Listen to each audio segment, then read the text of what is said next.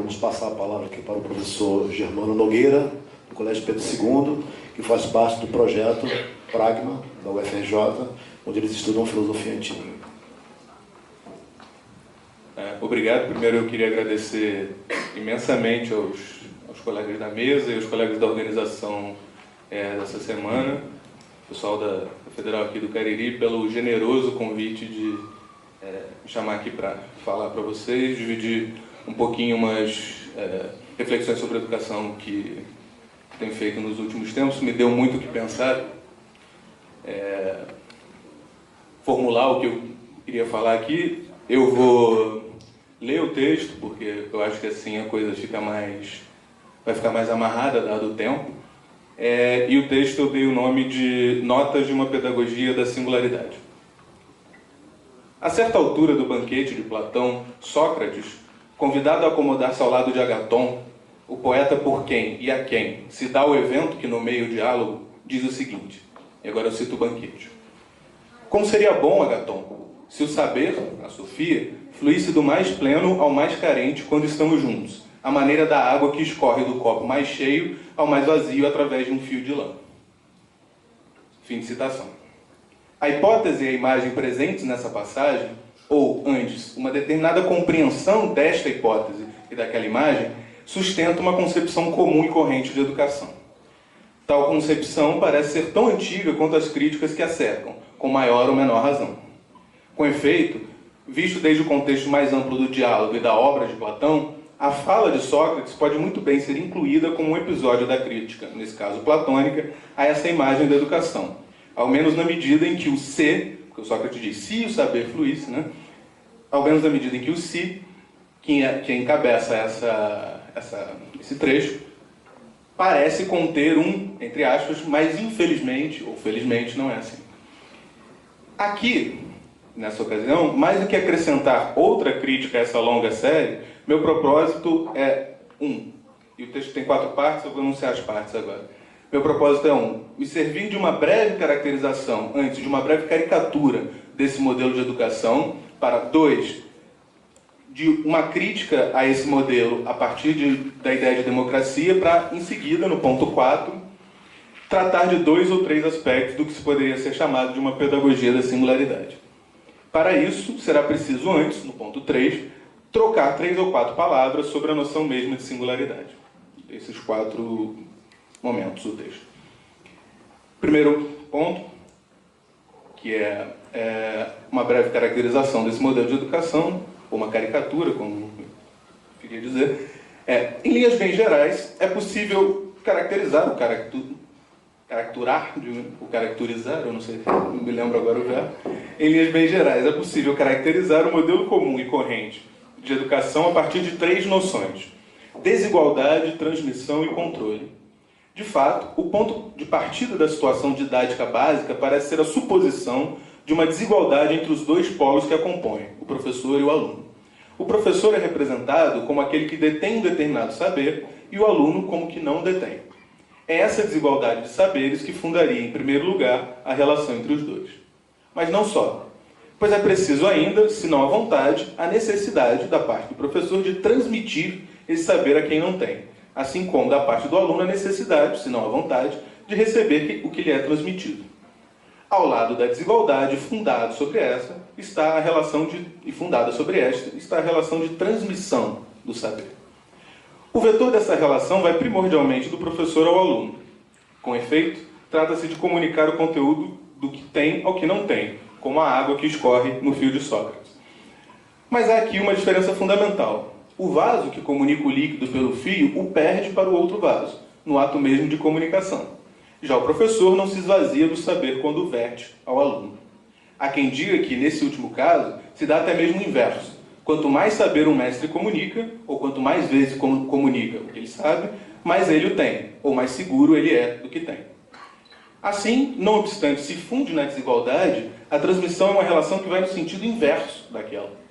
Pois trata-se de, pela comunicação de conteúdos, ou bem mitigar a desigualdade, o que se daria no chamado nível básico de ensino, ou bem extingui-la, o que aconteceria no sintomaticamente denominado ensino superior. Neste último caso, o aluno se não vem a ser ele mesmo professor, alcança o mesmo nível deste em termos de conteúdo de saber, como vasos comunicantes, cujo nível de líquido se equivale. Fundada na desigualdade de saberes e na transmissão de conteúdos, aparece uma terceira característica da pedagogia predominante, o controle. Trata-se de um conjunto de procedimentos que visa assegurar a transmissão do saber. Nisso, assegura-se também a manutenção, no interior do processo de ensino-aprendizagem, da desigualdade. O controle se manifesta em uma série de protocolos didáticos e institucionais que predefinem e/ou orientam a função e o lugar do professor e do aluno. Ao professor, cabe transmitir o conteúdo. Do ponto de vista didático, isso significa que ele pode usar uma série de métodos para fins de transmissão de conteúdos. Aula expositiva, com auxílio do velho cuspigis, ou de tecnologias mais avançadas, como loudas interativas, data show, etc. A gente teve uma experiência disso mais cedo. Pode usar, além disso, as dinâmicas, os debates, estudos dirigidos, trabalhos em grupos, seminários, etc, etc, etc. Ao longo de todo esse processo, ou como é mais comum, ao final deste, ou de uma etapa deste processo, acontece a avaliação do resultado dos alunos, em geral através de trabalhos e provas. Trata-se de calcular, de traduzir em números, ou em não menos uniformizantes e hierarquizantes conceitos, a eficácia ou não da transmissão, e, se for o caso, eliminar os ruídos que impediriam que ela fosse feita a contento. Tais ruídos costumam ser localizados no aluno, em alguma incapacidade eventual ou inerente, embora não seja mais tão raro localizá-lo no método de transmissão do professor ou na relação mesmo do professor com o aluno. Tanto é assim que muitas escolas e faculdades fazem avaliações no sentido inverso. O professor e a aula são avaliados pelo aluno.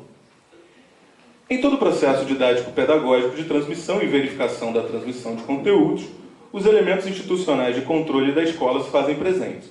Reproduzindo o que seria a estrutura do saber, pelo menos do saber científico, a escola o divide em disciplinas e atribui a cada uma o tempo que corresponderia ao seu valor formativo, medida em função de sua capacidade presumida de produzir, entre aspas, um cidadão consciente, ou, o que é mais comum e cada vez se tem menos vergonha de confessar, um aluno preparado para o vestibular.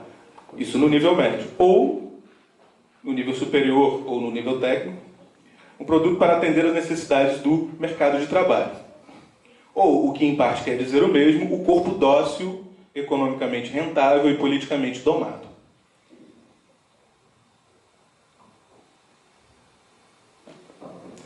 Para cada disciplina, estabelece, na medida do possível, um conteúdo idêntico a ser transmitido em quantidade idêntica para cada uma das séries nas quais os alunos são divididos, de acordo com a idade histórico-escolar. Este último registra não só a quantidade de conteúdo acumulado, medido pelo resultado das avaliações, determinando assim se o indivíduo tem ou não o acúmulo requerido por uma determinada posição na hierarquia escolar, mas também os antecedentes em termos de ruídos de transmissão, frequência na escola, desvios de comportamento, dificuldades de aprendizagem, doenças cognitivas em geral. Interpretados e registrados não só por professores, mas por outros profissionais da instituição escolar, inspetores, diretores, psicólogos, etc. Ao lado do registro do histórico de rendimento e comportamento do aluno, estão outros dispositivos de controle. Os horários comuns, o controle de entrada e saída, as salas idênticas e com uma disposição padrão, sublinhando os lugares de professores e de alunos, a constante vigilância de inspetores, ao vivo ou por câmeras, a identidade externa dos uniformes, as exclusões de sala por mau comportamento, as suspensões, as conversas com psicólogos, etc. Em linhas bem gerais, tudo isso está ordenado à eficácia da transmissão de conteúdo ligada, como vimos, à produção de um determinado tipo de indivíduo, dócil e rentável. Implícito nesse modelo de educação está uma determinada ideia de saber. O saber seria algo de universal ou antes de universalmente transmissível. Colada a essa universalidade estaria a ideia de que o saber é idêntico para todos e, nessa medida, impessoal. Assim, as peculiaridades de cada um são antes obstáculos que auxílios para a transmissão e reprodução do saber. Cabe considerá-las tão só em função da identificação homogênea pelo saber universal. Tais obstáculos costumam ser considerados ou bem contingentes e superáveis, como condições socioeconômicas, entrada tardia na escola, ou mesmo determinados graus de déficit de atenção, ou bem quase que necessários e irremediáveis, deficiências mentais, capacidades presumidas, etc, etc. Assim, a desigualdade quantitativa de conteúdos, e não raro a desigualdade presumida de capacidade, convive com a identidade qualitativa do saber. A essa universalidade que desconsidera o pessoal, ou antes, o singular, chamaremos de universalidade abstrata. A aposta aqui é simples. Para dizer o mínimo, o modelo de educação cuja caracterização ou a caricatura acabamos de esboçar não é suficiente para uma educação que se quer autenticamente democrática e, nisso, emancipatória. Tentarei mostrar em que sentido isso é verdade, partindo da ideia ou de uma certa ideia comum de democracia. E aí agora eu passo para o segundo movimento do texto. De acordo com a visão comum, a democracia é o governo ou poder do povo, e como somos todos povo, é o governo ou poder de todos. A história nos mostra que é perigoso compreender povo como um todo homogêneo e a ser conduzido por um porta-voz da sua vontade única. A emergência dos regimes totalitários no século XX mostrou que isso leva à tentativa de eliminação violenta de quem aquela vontade não compreende como devendo ser parte do todo, os outros ou as ditas minorias, judeus, deficientes, ciganos, etc, etc. Por outro lado, as lutas por direitos promovidas por esses outros, esses diferentes, negros, mulheres, homossexuais, etc., contra a hegemonia de certa identidade dominante e normativa, para muitos, o homem adulto, heterossexual, branco, cristão, ocidental, mostraram ainda mais claramente o quanto há de violento também em sociedades autoproclamadas democráticas. O quanto o todo forja uma identidade que esmaga o que, em relação a esta identidade, se mostra diferente. E o faz, sobretudo, pela privação de direitos. Nesse sentido, a luta dessas minorias, e deixemos de lado o quanto pode haver de discurso da identidade hegemônica nessa expressão, na expressão minorias, esse discurso se estruturou, em linhas gerais, na constituição de identidades contra-hegemônicas, como o movimento feminista, o movimento negro, o movimento LGBT, etc, etc, que reivindicam a ampliação e efetivação de direitos. A esse quadro pode-se acrescentar ainda a luta por direitos sociais e pela justiça social, que visa a inclusão daqueles que estão separados dos que são mais iguais que os outros, por outras barreiras de diferenciação. Nesse caso, a desigualdade social. A essa altura, a gente teria que acrescentar, aquele homem branco, cristão, ocidental, etc, etc, algo como capitalista, ou de classe média, ou burguês, etc, etc. Assim, algo fundamental vem à tona nessas lutas. O fato de que aquele todos da democracia é composto por inúmeras diferenças e desigualdades. E se por um lado é desejável que estas, as desigualdades, sejam eliminadas, sejam elas de direitos ou desigualdades socioeconômicas, é verdade que, por outro lado, a eliminação das desigualdades está a serviço justamente da promoção das, ou ao menos do dar espaço àquelas diferenças, de sexo, de cor, de gênero, de orientação sexual, de culto, de cultura, etc, etc. Assim, se a democracia é mesmo o governo de todos, são esses os todos que, igualmente, mas em sua diferença, têm que ter voz no diálogo que a democracia é. Mais ainda, se é verdade que a autoafirmação dos diferentes, enquanto diferentes, é estruturada como contra-identidade, e mesmo que este tipo de afirmação seja estrategicamente fundamental para a luta contra uma identidade hegemônica, talvez seja preciso cumprir mais um passo para além da lógica da identidade da diferença, ao menos no que se refere à diferença que se define por uma identidade já constituída. E esse passo é justo de uma política da singularidade, no âmbito da qual faz sentido uma pedagogia da singularidade, isto é, a ideia de que, radicalmente compreendida e exercida, a democracia serve para criar o âmbito ou os âmbitos em que a vida de todos e de cada um possa se realizar livremente em sua singularidade. Nesse sentido, a ideia de democracia levaria à ideia de singularidade. Vejamos esta última ideia mais de perto. Ponto 3 do texto agora, um pouquinho sobre a ideia de singularidade. O tratamento da singularidade aqui só pode ser sumário. A singularidade é o fundamento da democracia justamente porque aquilo em que todos nós nos encontramos é justamente a singularidade. Todos e cada um de nós é singular, ou antes, vive singularmente. Pois singularidade é uma propriedade não primordialmente de indivíduos, mas da vida, ou antes, dos âmbitos em que se dá a vida. Uma comunidade, um grupo de amigos, uma conversa, uma sala de aula. A singularidade é o sentido da democracia, e nessa medida, o seu futuro. Pois ser singular é o poder ser de múltiplas maneiras de cada um, de cada âmbito em que se dá a vida. Esse caráter de possibilidade é o que dá a dimensão de impossível fechamento pleno da vida enquanto tal, e assim, sua dimensão de eterno porvir. Em correspondência a isso, a democracia é ela mesma sempre por vir. Nunca está acabada. É sempre, como a vida mesma pela qual ela se rege, uma tarefa, algo por cujos sentidos a cada vez respondemos, ainda que não seja sempre, se é que está alguma vez, sujeita como tal à vontade de alguém específico. Os discursos que preferem construção da democracia ou democratização ao substantivo democracia talvez vislumbrem algo dessa dimensão de sempre tarefa da democracia.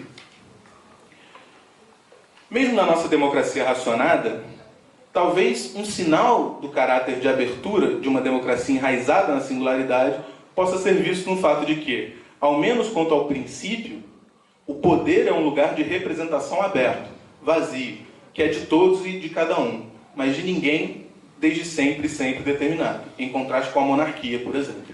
Bem como na constatação, solidária a esta, de que um dos problemas está justo no fato de que tal princípio não tem efetividade. São bem determinadas as características que identificam o campo dos possíveis representantes de todos, a diferença dos que não podem, concretamente, ser. E talvez o que a tão falada crise da representação, que apareceu nas manifestações que tomaram conta do Brasil desde o ano passado, que veio à tona nas ruas do Brasil, talvez o que essa crise indique, com clareza, é que o problema não está no campo dos representantes, que deveria ser mudado, reestruturado ou ampliado, mas no conceito mesmo de representação, na diferença ou na desigualdade que este instaura ou pressupõe no todos que perfaz a democracia enquanto tal, isto é, a democracia em sua ideia. Daí uma democracia direta poder ser, com pleno direito, uma democracia radical, porque fincada na raiz mesma da democracia. O fato de todos sermos igualmente sob a condição de singulares. Seja como for, o caráter aberto da democracia, que provém do singular e caminha para este, o seu caráter de tarefa, indica que, a rigor, ela nunca acaba de ser inventada, a democracia.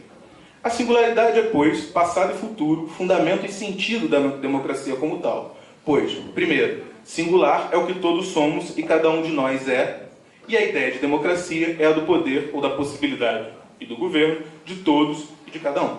E segundo, o singular é aberto e a democracia enquanto tal é o cuidado para que o político seja o espaço do aberto, para todos e para ninguém determinado. Assim, caso se queira uma educação para a democracia e uma educação para a emancipação, essa educação deve levar em conta a singularidade. É nesse horizonte que falamos aqui de uma pedagogia da singularidade. Vejamos mais de perto o que isso pode significar e aqui eu passo para o último movimento do texto. A singularidade é o que, em sua efetivação, pode tornar cada âmbito da vida absolutamente diferente do outro, sem que, com isso, este se estabeleça enquanto identidade estanque e definida desde sempre e sempre. Mas, embora o sentido em que cada um, grupo ou pessoa, é singular, embora esse sentido seja cada vez um assunto próprio, de certo modo inefável, do grupo ou da pessoa em questão, o fato mesmo da singularidade pertence a todos. Nessa medida, isto é, enquanto princípio da efetivação de todos e de cada um, o ser singular é o que nos faz e faz com que cada âmbito da vida seja igual, né? Cada âmbito seja igual um ao outro. Sem que para isso tenhamos que compartilhar uma identidade estruturada nesse ou naquele predicado. A diferença do modelo corrente, fundado na desigualdade ligada a uma possível identidade quantitativa de conteúdos, uma pedagogia fundada na singularidade se baseia no princípio da igualdade. Não se trataria, assim, de fazer convergir, pela transmissão de saber, dois a princípio desiguais a um mesmo nível de conteúdo. Os pelo menos dois, que a princípio estão em jogo na aprendizagem, são igualmente singulares. Podem partir, assim, não do que os separa, mas do que lhes é comum. Que é não só a singularidade de cada pessoa, mas antes a relação mesma singular de educação. Ao partir da relação singular que compartilham, por cuja tarefa de constituição responde quem vive essa relação, temos a relação ensino-aprendizagem compreendida não mais como transmissão, mas como a pressuposição de e a criação de uma comunidade. Como comunidade singular, fundada pelo princípio da igualdade de singulares, a educação, ou antes, o aprender, pode ser a cada vez diverso, e, em todo caso, estará cada vez exposto a tarefa de responder por e, nessa medida, decidir por o sentido que ela vai ter. Assim, são múltiplas e sempre imprevisíveis, em última instância incompreensíveis, as possibilidades de construção concreta do aprender. A tais possibilidades, a tal singularidade, são possíveis, claro, múltiplas identidades e diferenças, mas elas não se reduzem a estas. A singularidade se define justamente por ser o que escapa à definição e, assim, é puro possível. O seu signo, talvez, seja justo o poder de surpreender, o que é também a possibilidade de não surpreender, o que, dependendo do que se espera, pode ser ainda mais surpreendente. Assim, protocolos, métodos, procedimentos, instituições que pressupõem a constituição de diferenças hierárquicas ou funcionais por meio de identidades fixas, fundadas em predicações abstratas e definidas, como, por exemplo, o aluno é isso, faz isso e isso, o professor é aquilo e faz aquilo outro, o conteúdo é x, y, z. Então, as instituições fundadas nisso, em cálculos, enfim, tudo que compõe o controle do processo de transmissão de conteúdos entre desiguais, tende, se não a trabalhar contra a singularidade, ao menos a se mostrar incapaz de levá-la em conta no processo educacional, levando em conta somente negativamente, como obstáculo a ser eliminado. A esse respeito, o mínimo que se pode dizer da singularidade é que ela se subtrai ou atravessa diagonalmente os controles, crescendo nos seus interstícios como uma flor no asfalto. Isso quando não se rebela e subverte desde dentro os mecanismos de segurança, seja como sintoma nas pequenas rebeliões mais ou menos conscientes de professores, ou mais comumente de alunos, seja como reivindicação explícita de liberdade. De um jeito ou de outro, uma pedagogia que se queira dar singularidade não se conforma ao e com uma pedagogia do controle da segurança. Ao responder a cada vez pela tarefa de decidir o que é aprender, ela é uma pedagogia do risco. Risco cujo nome filosófico é pensamento. Como o mais comum e o que nos faz iguais, ou nos perfaz igualmente, não obstante e através da possível diferença absoluta, como o que nos faz a todos, a singularidade é universal. Vimos que o saber também é universal, e o é na medida em que é impessoal, em que é constituído de juízos que definem e determinam conteúdos precisamente na medida em que abstraem do que é singular. Ora, na singularidade está em jogo justo o que há de mais pessoal e intransferível, aquilo de que nenhum de nós pode passar sem, de que não se pode existencialmente, em última instância, abstrair. Assim, a singularidade, por definição, jamais pode ser definida por nenhum predicado específico ou cabal. Mas ela tampouco é o Deus da teologia negativa, a quem pensamos pela negação de predicados. Ela não refuta os predicados, mas tampouco se reduz a eles. Ela os atravessa e se subtrai a eles. Nesse sentido preciso, a singularidade é indiferente aos predicados. Aqui, não obstante, ela generosamente dá lugar. Ora, se o saber é constituído de predicados abstratos, determinativos e definitórios, que constatam ou produzem identidades e diferenças mais ou menos estanques, a singularidade começa ali mesmo onde o saber acaba. Ou, como dizem alguns, o singular é o que faz furo no saber. Que a singularidade esteja no limite, ou mesmo além do limite do saber, não quer dizer que ela não possa ser pensada. Seguindo uma antiga tradição, pode-se dizer mesmo que o pensamento surge justo ali onde o saber prévio nos abandona. E algo nos causa espanto. Espanto que é ainda maior, diz Aristóteles, quando voltamos ao autêntico saber desde essa experiência de espanto. Por sinal, o pensamento já tinha aparecido quando dissemos que a singularidade está exposta ao risco por responder por si. No lugar do princípio da desigualdade, o da igualdade. No lugar da transmissão, a comunidade. No lugar do controle, o risco. No lugar do saber, o pensamento. Esses elementos delimitariam, em linhas bem gerais, o quadro onde buscar uma pedagogia da singularidade. Nesse sentido, essa seria uma pedagogia que se arrisca a criar uma comunidade singular de pensamento, fundada na igualdade de quem responde pelo laço de aprendizado que dá liga a essa comunidade. É nesse horizonte que ela procuraria, na medida do possível, contribuir para a eterna invenção da democracia, e nisso para a eterna invenção da vida como bem comum. Tem um apêndice aqui, que eu vou ler só algumas partes, que talvez seja uma resposta antecipada a algumas questões que vocês podem fazer. Já acabou? Falta tempo, né? Tá bom. Dentre os muitos problemas que se pode ver no que ficou dito, um dos que pode parecer de maneira mais imediata é: ok, tudo muito bonito ou nem tão bonito, mas como aplicar isso em sala de aula? É uma questão justa, mas não se pode tentar respondê-la de pronto sem fazer algumas considerações sobre o horizonte desde o qual ela fala, ou costuma falar. Com efeito, se ao final de uma crítica à estrutura do modelo tradicional de educação oferecêssemos um método pronto, com uma série de definições sobre como fazer e o que fazer na sala de aula, estaríamos abrindo mão, uma vez mais, do risco pelo controle. Por outro lado, devemos tentar não cair na má compreensão oposta, em nome de uma pretensa singularidade entendida como um conjunto de mônadas que não se comunicam, ou de átomos isolados em seu mundo, alegar que cada caso é um caso e que vale tudo, sendo ocioso perguntar algo que possa servir não só para a experiência própria, mas para a do outro.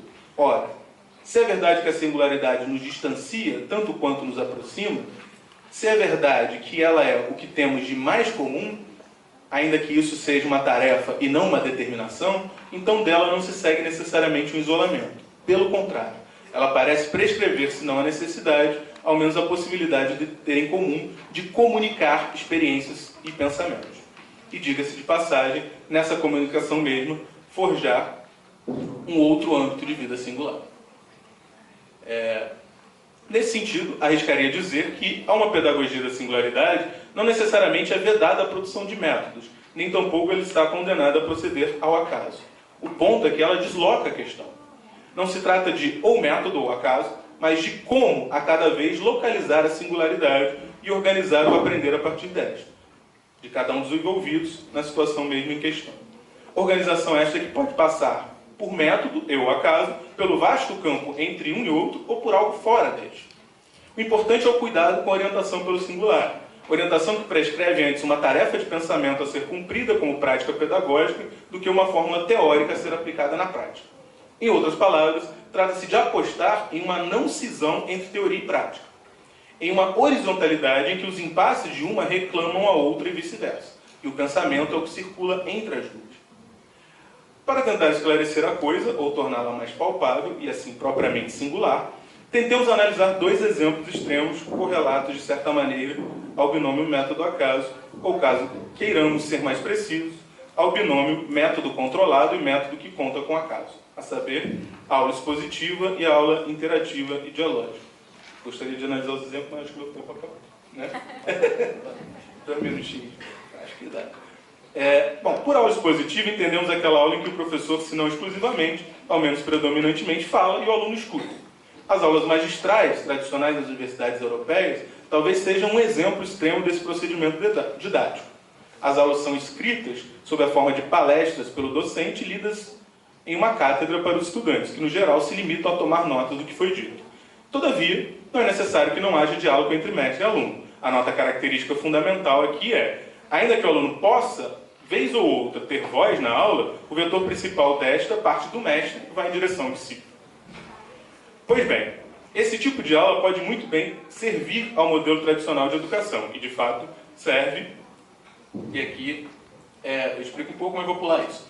Contudo, não me parece necessário que seja assim. Em vez de um professor que transmite conteúdos impessoais, e nessa medida indiferentes a quem está em jogo na aprendizagem, é possível que a aula expositiva seja um lugar em que um mestre pensa, ou ao menos expõe seu pensar. Nesse caso, não se trataria da transmissão de conteúdos em que quem o transmite não está implicado, mas um falar que procura pôr em questão aquilo mesmo de que se fala, de modo que quem está em jogo no processo de aprendizado, quem fala e quem escuta, que não necessariamente se confundem com professor e aluno, esses que estão aí nesse processo de aprendizado estão aí a cada vez implicados.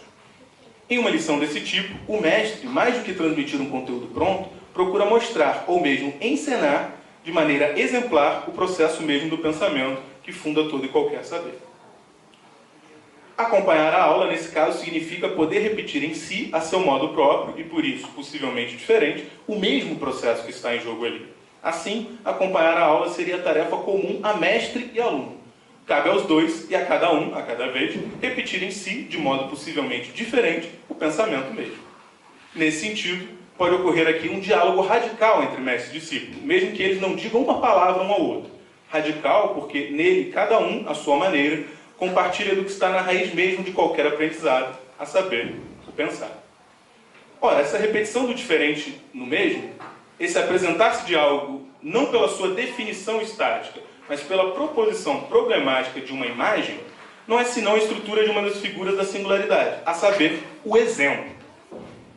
Este é um caso rigoroso de singularidade universal. Trata-se de uma realização possível de um universal, exemplo é sempre exemplo de alguma coisa, que justo por ser ser possível e ser realização, por mais completa e perfeita que seja, não se reduz ao universal, mas o apresenta à distância, escapando dele esse mínimo de nada que faz com que eles não se confundam, mas sejam mesmo, apresentando-o, pois, de maneira problemática, como questão. Há um exemplo, está sempre ligado à questão de em que medida ele é exemplo disso que eu estou dando exemplo.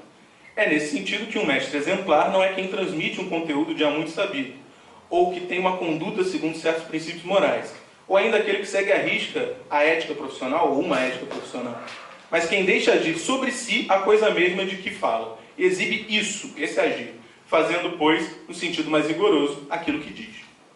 Por tudo isso, poderíamos chamar esse modo de levar a cabo uma aula expositiva, ou mais amplamente, a toda a aula centrada nesse procedimento, de uma didática do exemplo. Aposto que se cada um de nós olhar com cuidado para os mestres ou os amigos que tivemos, poderá esbarrar com ocasiões em que uma tal didática teve lugar. Limito-me a mencionar onde ela talvez possa ser encontrada na filosofia, nas aulas de Heidegger, tal como descritas por seus alunos, em especial Hannah Arendt e Gadamer. Na concepção musical de curso, que parecia nortear as lições de Deleuze, cujo semblante, de início, era o de uma perfeita aula magistral, mas cujo movimento pretendia ser o mesmo de uma música. Como o curso de uma música, um tal curso não se interrompe, mas precisa ser escutado em sua inteireza, em todos os seus movimentos, para ser propriamente apreciado enquanto tal. Ou ainda, para voltar ao começo, nos diálogos de Platão, que encenam incessantemente a maestria exemplar de Sócrates, mas não apenas de Sócrates. Vou encerrar por aqui. Eu agradeço a vocês muitíssimo. Termina. Porque tem uma análise da aula interativa, ou dialógica, né, que seria o extremo oposto disso. Tá bom, vou terminar. E aí eu encerro. Peço mil desculpas por ter preparado um texto um pouco maior. Bom, se serve como compensação é porque vocês me deram muito o que pensar, me chamando para cá. Vejamos agora o modelo de aula que, ao menos à primeira vista, se mostraria como oposto do modelo expositivo. Aula interativa ou dialógica. O vetor aqui se inverteria, iria de preferência, ou em casos não raros, exclusivamente, do aluno ao professor, né? Seria o vetor inverso. É provável que todos já tenham participado de algo do gênero. Os alunos, em geral, são colocados em círculo, o professor se coloca como mais um desse círculo. Este lança um tema de discussão, normalmente polêmico ou da moda, ou ambas as coisas, e todos têm direito à voz e opinião. Ao professor cabe mediar a discussão, concedendo a palavra a quem quer falar. Por vezes, cabe a ele, ao final da aula, fazer um balanço do debate, sintetizando as opiniões apresentadas, se for o caso, expondo as conclusões que se pode retirar daí. Parece mais fácil fazê-lo e concebê-lo, mais difícil, fazer e concebê-lo, mas também aqui é possível imaginar uma aula cujo principal objetivo é a transmissão de um saber. Isso eu pulo na parte positiva. Por outro lado, ao contar com a possível participação e opinião de cada um, a aula dialógica e interativa parece, enquanto tal, em alguma medida, contar com a singularidade. Mas isso pode ser uma ilusão. Não raro, as opiniões servem apenas para encastelar cada pessoa em suas idiosincrasias sempre já constituídas e prevenir o indivíduo de se expor ao que o outro, como o outro, o próximo, tem a dizer. Dessa maneira, o que haveria em comum entre os que estão em uma sala de aula desse tipo é a sua idêntica reivindicação do direito de ter uma opinião e nada mais. Ora, a impessoalidade de um tal laço social tende a impedir a constituição ou vir à luz da singularidade que parece estar, antes de mais nada, em jogo ali. A singularidade da situação comum de aprendizado. Nesse sentido, me parece que a questão é procurar caminhos para que todos e cada um respondam, enquanto tais, pela constituição singular de uma comunidade de aprendizado de pensamento. Mas como fazer isso? E não saiu essa parte do texto. vejo pelo menos dois caminhos. O primeiro deles seria o de correr o risco de estruturar o curso totalmente a partir do que os alunos querem, ou do que eles querem para aquela comunidade em que caem, muitas vezes sem querer. As aulas dialógicas seriam então usadas como uma espécie de aproximação a si de cada um dos participantes, de modo a tornar claro o que interessa e o que pode interessar a cada vez a todos, e assim ir formulando um programa de estudos e atividades por cuja peculiaridade todos e cada um, na medida do possível, tenham que responder ou estejam dispostos a responder. Um tal projeto livre e arriscado, na medida em que conta com o querer próprio e o querer do outro, e gira em torno do possível ou impossível encontro desses dois quereres, poderia ser chamado de uma didática do desejo. O segundo seria o de trazer para a conversa um terceiro, ausente, mas de modo a incitar a que cada um, apreciando segundo o que faz, pode e quer da vida, possa falar desde ele, tendo o professor, na medida do possível, o lugar de mais um entre os alunos. Esse terceiro, que pode ser um texto, um filme, um quadro, etc., seria a coisa comum desde a qual, a cada vez, e em torno dos testemunhos e narrativos que surgem dessa coisa, o aprendizado, aquilo em torno do que o aprendizado de todos e de cada um se estruturaria. Por se estruturar em torno de um outro que sempre falta, talvez pudéssemos chamar esse procedimento de didática da ausência. Mais uma vez, se cada um olhar para a sua história com cuidado, apostaria que não há um que não tenha aprendido algo que seja através do desejo do outro, seja através de sua ausência. O desejo, por sinal, ou uma de suas formas, está inscrito na própria palavra filosofia, sobretudo se ela se faz em diálogo com amigos. E o que precisam ser os filósofos da tradição, senão amigos ausentes, a quem incessantemente dirigimos a questão, no fundo dirigida a nós mesmos: o que você quer dizer? Ademais, se a filosofia começa, ao menos na medida em que se questiona explicitamente como singularidade, começa com Platão, ela começa com uma dupla ausência que dá o que pensar. A ausência dos escritos de Sócrates e a ausência de Platão quando encena, nos seus escritos, as conversas do mestre. Não custa assinalar que esses dois caminhos didáticos não se excluem, nem tampouco excluem o aprendizado através do exemplo. Por certo, eles também não pretendem limitar outros tantos caminhos possíveis, que são tantos quantos os nomes próprios que existem no mundo. Além disso, no esforço necessário de delimitar com clareza uma possibilidade em tempo limitado, talvez seja impossível fugir à abstração, e por certo muita coisa ficou de fora. Nesse caso, sobretudo, as dificuldades e os fracassos quase que inerentes a todas as tentativas didáticas. Por tudo isso, e muito mais, o que foi dito aqui é questionável. Mas o fracasso e o limite não são apenas negativos. Sem fracasso, sem algo que emperra no correr comum das coisas, não há pensamento. E sem limite, o pensamento não ganha uma cara própria e tende a perder-se num mar de possibilidades indiferentes. Por isso, espero que o que ficou dito aqui seja questionável sobretudo em outro sentido, no sentido de dar o que pensar. Muito obrigado.